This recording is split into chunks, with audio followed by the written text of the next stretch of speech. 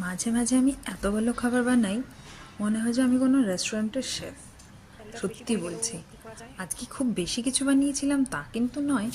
Simple আলু পটল আর সয়াবিনের একটা তরকারি বানিয়েছিলাম। তা আজকে নয়, অনেক দিন আগেই বানিয়েছিলাম। তা আজকে তোমাদের সঙ্গে শেয়ার করছি। যেহেতু তেলটা বেশি পড়েই গেছে দেখতে পাচ্ছ, পরে তেলটা আমি সরিয়ে রেখেছিলাম। তারপর আলু পটল সবকটাকে ভালো করে ভেজে সেখানে সয়াবিন দিয়ে দিয়েছিলাম। তারপর সয়াবিনটাকেও ভালো করে একসঙ্গে ভেজে ভেজে নিয়েছিলাম। তারপর একটা পেস্ট তৈরি করেছিলাম, তাতে দিয়েছিলাম লঙ্কা, হাফ টমেটো, আদা আর ধনেপাতা। সব কিছুকে খুব বেশি যে ব্লেন্ড করতে হবে তা কিন্তু নয়, হালকা মতো ব্লেন্ড করে তারপর একটা ফোড়ন বানাবো। ফোড়নে তেজপাতা, শুকনো লঙ্কা, গোটা জিরে আর সেই ব্লেন্ড করে রাখা পেস্টটা সব কিছু দিয়ে একটু ভালোভাবে ভাজা ভাজা করব।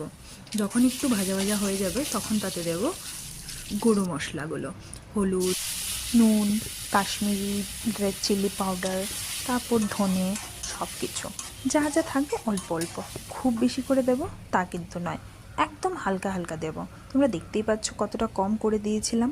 তারপর ভালো করে ভাজা ভাজা করব, মানে একটু ভালো করে ভেজে নেব মশলাগুলোকে, যেন তেল ছেড়ে ওঠে আর মশলার গন্ধটা চলে যায়।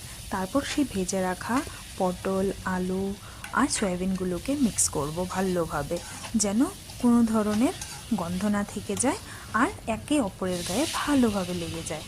তারপর একটু জল দিয়ে আবার ভালো করে কষাবো। যখন আবার কষানো হয়ে যাবে, তোমরা তোমাদের পরিমাণ মতো ঝোলটা দেবে। যদি ঝোল ঝোল খেতে পছন্দ করো তবে ঝোল দেবে, যদি মনে করো যে তোমরা কষা কষা খাবে সেটাও তোমরা করতে পারো, সেটা তোমাদের ইচ্ছে। আমার একটু ঝোল ঝোল ভাল লাগে তাই আমি ঝোল মতোই করেছিলাম।